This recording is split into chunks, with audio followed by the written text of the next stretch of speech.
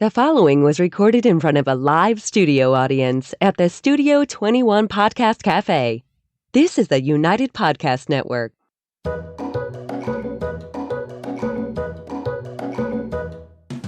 Welcome to the Quirky Dog Podcast, inspired by some of the quirkiest dogs you can ever imagine and the owners who love them. This podcast is brought to you by the quirky couple themselves, Scott and Jess Williams. Their aim is to educate and entertain. Here's Scott and Jess. Welcome, guys, and happy Wednesday. We have mood stabilizers today on set. That's having dark chocolate for you people out there. Dark chocolate on set even today. We have a good episode in store. We're going to talk about aggression versus reactivity and how we define it and how we feel about it and all that. But first, we're going to start with the quirky tip of the day. I brought the pink pig today. Thought we could use a little female representation on the podcast. We've been using the blue one a lot. That pig could use a little wipe. The pig, Verify's ruined all the pigs, honestly. Like, I have to buy more pigs, and this one even has a hole. It looks like it's, like, marking. I got to buy more pigs. The blue one's really the only functional one, but this one still makes a noise. So, our quirky tip is in the show notes.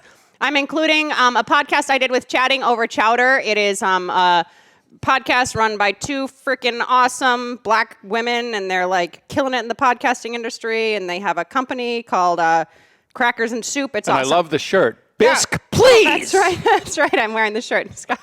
Can you guys hear me okay? I want to make sure that volume is right where it needs to be. We did a big volume adjustment. Apparently, I do like that. I'm maxing out. Maybe Bisque, we'll get please. more people listening now that Jess is stabilized. Bisque, please. Mood-wise and volume-wise. But there's a segment in the show called Bisque, Please. I'm glad that you said I was wearing this, where you give your own little shout-outs and stuff, and I'm wearing one of their shirts. So check out the attached link, which is Chatting Over Chowder. We talk about dogs, business, all kinds of fun stuff. One of our clients, Cheryline. Yeah, she co-hosted. I called her Cheryline for 5 years. I'm finding out her name is really Cheryline. I told her I'm not changing. She said it's okay. We do the best we can with what we have. All right, so today, aggression and reactivity. I'm going to be stabilizing. I want you to define what you think reactivity is and what you think aggression is. I think we're seeing an awful lot of reactivity and aggression on social media these days. Oh, that is for damn sure. People are getting all reactive with these posts go up. They're getting aggressive. God. People are crumbling all around us.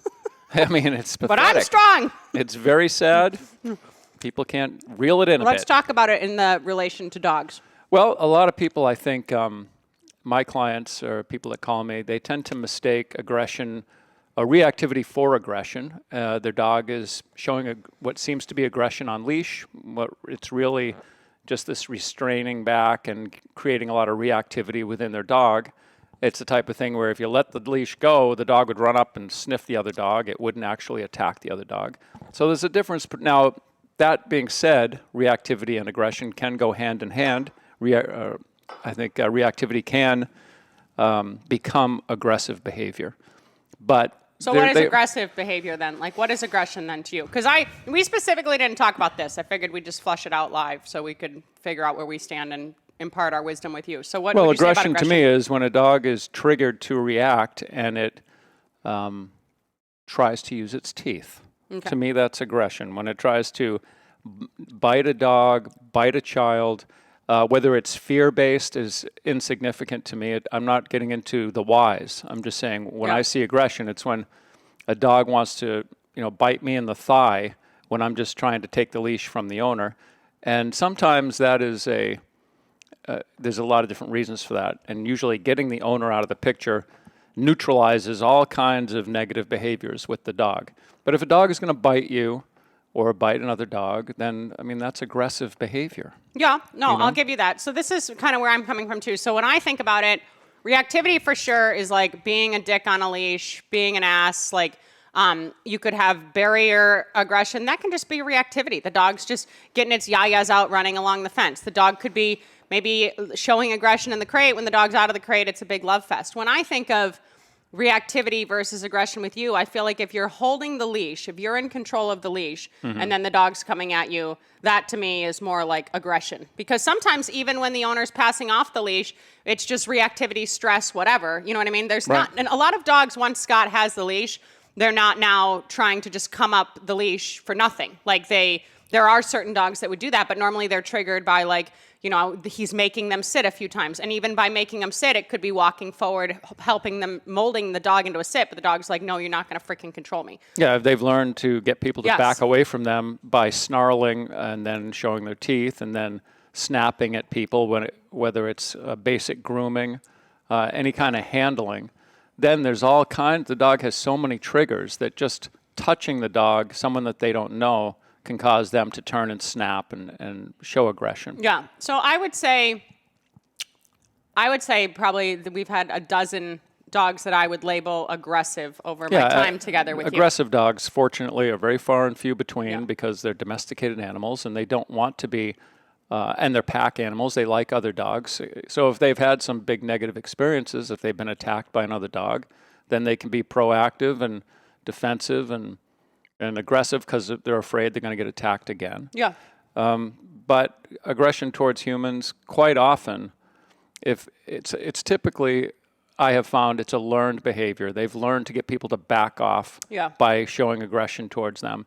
And occasionally, it's a genetic problem. They have a predisposition, but maybe. That's way more unusual. There's way less dogs I see that have this genetic predisposition to be aggressive towards humans out of the blue, because even if they had that predisposition, and I see that with working dogs that are bred to bite men. They're bred to bite someone that's aggressing them.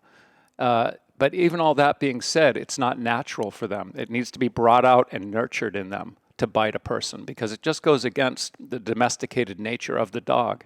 So you can have a dog that's biting people in training. They look great. When they get out on the street with a police officer, a lot of times they don't bite that first time. They run it and they go past the suspect. They have to be trained to... After they bite and they get a mouthful of blood, then it's like, oh, this is great. Yeah. Now they're home free. And the difference there is like those dogs are being trained to be aggressive for a specific purpose, you know? So a lot of times, I guess we just so often hear, and then he was aggressive, and then he was this. And there was a great blog post years back. I can try to find it. I don't even remember who wrote it.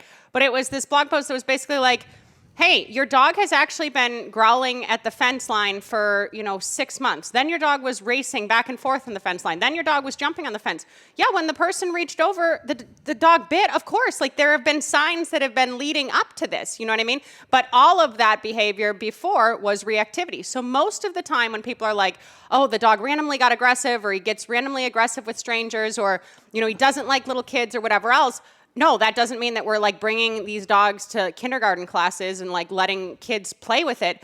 But training itself normally minimalizes that. Like, dogs should not be reactive on leash to other dogs or humans, as far as I'm concerned. That does not mean that you can have a dog on a leash and anybody should be able to come up and touch it, or any dog should be able to meet it. That's not what I'm saying. I'm saying if you're just walking around a park or downtown or anything else, your dog should be non-reactive. I mean, that's a rule that we have with our client dogs, with our dogs. Like, that, there's a zero tolerance policy for that bullshit. And it's just kind of like a learning lesson for the dogs to be like, okay, this is unacceptable. And you're showing them just to be benign in an environment as much as possible. What about resource guarding? Where do you stand with that? I would say... getting back to the other, I was going to say that most people, they say there's no rhyme or reason. It's just random. The dog just all of a sudden wants to kill somebody. Rage syndrome. That's typically because the people just don't have the ability to read the dog's behavior, and they don't know what's going on. They're just... Or they're missing cues that were precursors to that's what I mean. Big incident. They're disconnected from the dog and what that dog is.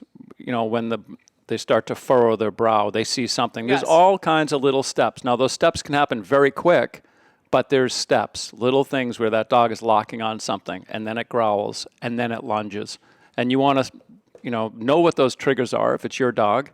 And then when you see a trigger approaching, okay, the dog has issues with the big black dog on the corner, you want to reestablish and make sure you have good control before you get to the corner. Yeah. You don't want to allow that to escalate. And what people typically do is, because we get panicked, we get stressed, we start pulling back on the leash, and then we trigger the very behavior we're trying to stop in the first place. Yeah. But getting to the resource guarding, that can be certainly, when I see that, it's usually more of a genetic predisposition than a learned behavior. I agree 100%. And I would say that, yes, that's a form of aggression, but that isn't an aggression that you can't train through. So for instance, like Scott's Malinois, I'm not going to climb in the crate while he's eating his food, but if he has a bone or something on the bed and I want to get it from him, we just ask him to hand it to us, we take it from him, and that's that. I'm not going to go down in there when he's engaging in it and rip it away and, you know, have some big power struggle with him, but you can train that, so you're removing that trigger, and then that's your responsibility as the owner.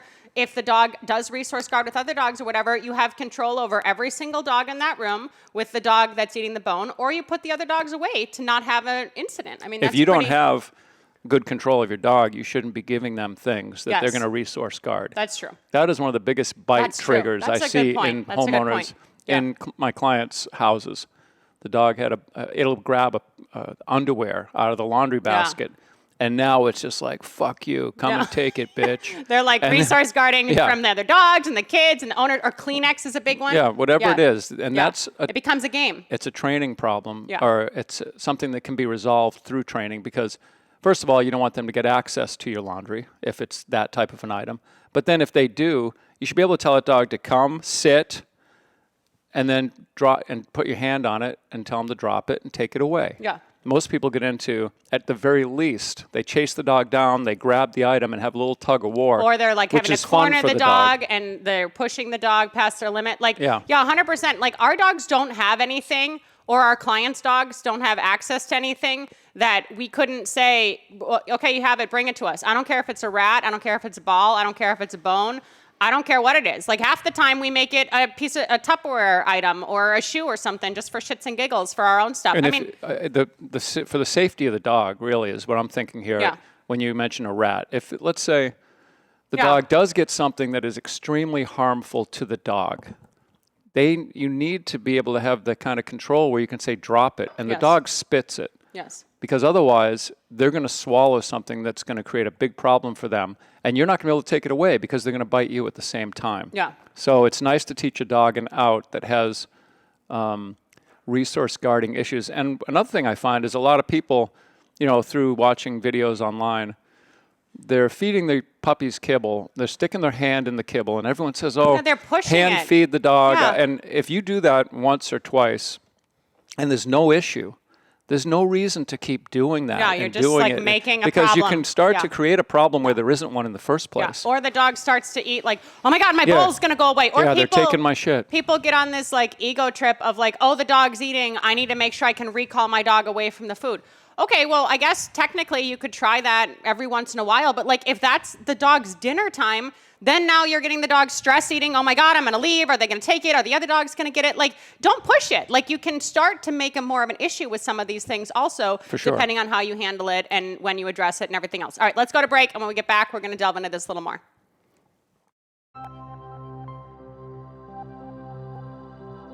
Does your dog lack self-control? Are you looking for some answers? Would you like your dog to be calmer?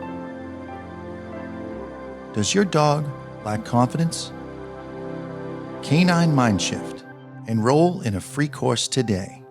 Simply go to caninemindshift.com. That's caninemindshift.com. All right, we are back, and I'm going to make mention, too, I included the 100 quirky tips again because that was a pain in the ass to go through and do all of those in the notes. I did it as a blog, and then I also included apparel. We're doing our apparel through the end of the month, and it is going to close on Halloween, so still you have time to place those orders, but you better get those orders in. All right, so aggression and reactivity. You're saying now that aggression, if you're holding the leash, is when the dog's still going after you. Are you agreeing with that? I don't even think we need to focus so much on aggression in this podcast. I think it would be better to focus more on reactivity, well, which is the major. We've done a lot of leash reactivity, so I wanted to define the difference between the two because they get intertwined quite often. Aggression, in my mind, is dangerous. Okay. Aggression is dangerous. But if a dog is leash reactive, let's say, and lunging and barking, and someone walks up and they bite the person, is that aggression? Yeah, if they bit them, for sure. What else? Okay. The dog bit somebody. It was an aggressive behavior. Well, I just feel like if we're saying that 12 dogs that we've had have done that, and that's the case, then I would say we've had 100 aggressive dogs. Like, you know what I mean? Like, that's the difference between... What I was saying earlier in the podcast is that reactivity there's a small leap from being reactive to becoming aggressive. They kind of go hand in hand. Most of it's based in fear, in my opinion. But what about all the dogs we get that, just bite somebody on the back of the leg as they're leaving the house? They will bite somebody, and then it never happens again after training. Like, do we think do we really label that as aggression, or is it just reactivity that hit like a certain level? I get Ian Dunbar's bite stuff, and I get all of that. No, if a dog is chasing people, biting them on the back of the calf, that's an aggressive behavior.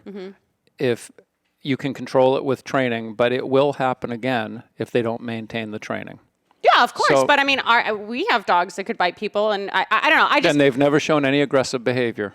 Because we don't allow for reactivity. That's kind of my point. We have zero tolerance for reactivity and for aggressive behavior. Okay, so the 12 dogs, if we're defining aggression more like that, just to flush this out more appropriately, I would say we should be closer to 100 to 250 dogs that we've trained that are true. I wouldn't call them truly aggressive. We could handle them. We never saw any aggression with them. They worked through grooming with me, but they weren't dogs that I was like concerned about behavioral euthanasia or something. I think that because of your ability to control them, you put them in a different category. But I'm thinking about the average dog owner. We have 2 dogs in our home that are rescue dogs from a client that both bit people multiple times. There were lawsuits and there were big problems with these dogs. Neither dog has ever shown aggression in our home. I know. They're actually the most stable dogs we have. Shut up. That's not great. They're very good now. They're more pet doggy than drivey. So that's exactly my point. I wouldn't label either of those dogs as aggressive. I wouldn't bring them in here and say, stay away, this dog's aggressive to anyone. No, but at the same time, I wouldn't give one of those dogs to a friend because never. That's my never. point. I get because it. Okay. they will bite somebody. All right. So if the dog, and we had Ian Dunbar come years and years ago, and he had a whole scale of biting, and it was pretty severe. He said if you broke the skin, the dog should be euthanized for the most part, right? I mean, that was where he stood. And over time, the longer that things go on, if that's something that I'm starting to agree with him more and more as years go on. Because it's harder to get the aggressive people to get on track and maintain. It's hard to maintain forever. Let's just put it out there that way. Like Scott and I can do a lot more because we are maintaining things forever because we're always conscious of our dogs. Like we have client dogs, we have our dogs. We are very conscious of our dogs and what's going on and the energy level and our control and who's getting a little bit loose and all of that stuff. So maybe there's a lot of aggressive dogs out there, but if you get training and you can manage the aggression and the reactivity and stuff and it goes away, then try training. But for the sake of the concept of, what can I do if I am in this situation? Like, where should I turn? What should I do? The first thing that we would say is zero reactivity. No barking in the car, no barking out the window, no barking in the crate, no aggression anywhere. And this is fine. If somebody's going to come over and a dog's in a dog bed and they stand up and they say, oh, stranger's here, fine. Then they should shut up and lay back down. If you're letting this reactivity escalate, they're lunging on a street. We've made everything so nice for dogs by putting them in harnesses that clip on the back, and they're just on their back legs on the street, lunging, going crazy. So yes, maybe a lot of those reactive dogs wouldn't necessarily bite. They wouldn't go to the extent of using their teeth. But if they get training, the reactivity may be completely gone. You may never see aggression out of them, and the whole problem could be solved. Yes, that's true. And it goes against the domesticated dog's nature to bite a person to begin with. Yeah. So once they've crossed that line and they've bit a person, they've sunk their teeth into a person and broke the skin, now to me, they're in a different category. Yeah, now they're a dog that has broken the skin. This is a good one. So when I was a kid, we had a childhood friend, and she had a border collie, and the border collie was retreating away from the small child, and then the child had a stick, and the border collie wanted to get away from it. She wasn't looking. The kid walked into the crate and had the stick, and the dog bit it. Right. So what do we say about that dog? The kid should be put to sleep. That would be my first thing. No, what I would do... That would be the Williams way for all children. When I have a border collie is a herding breed, they do use their mouth when they're herding and whatnot. They're more mouthy, I guess I would say. Mouthy too. I would control the children in that behavior. I understand, but what do we say about the dog in that situation? What do we say that's an unfair 30 situation? years ago, you'd smack the kid in the head and say, get the frig out of the crate, you stupid I understand, idiot. but we're not labeling that specific dog aggressive, are we? Is that, I feel like the dog was pushed to a point that was unfair. And that happens, unfortunately, with golden retrievers, too. I mean, the kids are jumping on their back, and everyone's saying, look how great the dog is. And then finally, the dog is compelled to get the kid away from them the same way they would get another dog off of them. by using their mouth. That's how they're communicating, by using their mouth. And it sucks. It's unfortunate. The dog is still at fault. Yeah. That's the bottom line. The dog is at fault. And it wasn't the dog's fault. I had a client that a person called me with a Rottweiler rescue 6 months ago. Beautiful dog. Yeah. And they said, we just got this dog. He seems great. We want you to come and evaluate him. By the time I got there, it was a 4-day span between when they called me. I was going on a Saturday. Friday night, they called me. The dog bit the boyfriend in the face. He needed all kinds of stitches in his face. And I said, okay, well, you want to cancel the eval? And I'm assuming you're going to put the dog down. Oh, no. We want you to come and evaluate the dog. I said, I'll evaluate the dog. We have a dog that bit a guy in the face. And I'm going to tell you right now, the dog shouldn't be in the house. They chose to put the dog down, but that's another good point. But it was stupidity is my point. Yeah, and